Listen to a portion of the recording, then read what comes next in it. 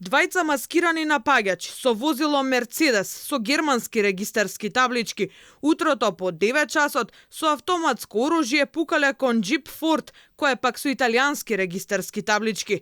Од истрелите од автоматското оружје веднаш починал 34 годишникот Абдул Басри Ибраимовски, додека 3 години помалиот брат Зейнел Ибраимовски со прострелни рани во десното рамо е пренесен на скопските клиники. Двајцата напаѓачи маскирани во Мерцедесот со странски регистарски таблички, откако ја извршиле престрелката, се дале во бегство кон село Драчевица.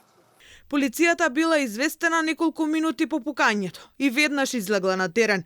На местото на престрелката, во близина на поштата и џамијата во Скопско Батинци, докази собираше и обвинителот. Веднаш по настан од МВР излезе со детали од пукањето.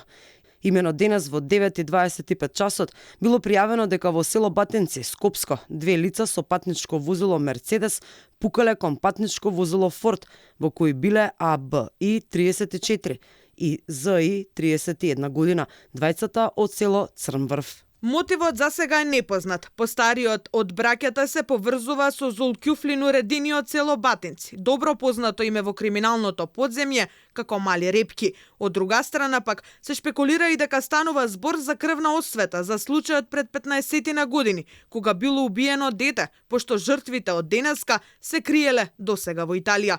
Полицијата трага по убииците, а дури со хеликоптер се надгледуваше селото Батинци и околината. На местото на настанот починал АБИ, а ЗИ се здобил со повреди и е пренесен за укажување лекарска помош во ургентен центар Скопје. СВР Скопје во координација со одделот за специјални полициски операции и одделот за воздухопловни единици преземаат мерки и активности за пронаоѓање на сторителите и расчистување на случајот. Жителите не сакаат да коментираат. Велат, ниту виделе, ниту ја слушнале пукотницата во која 34 годишникот Ибраимовски го загуби животот.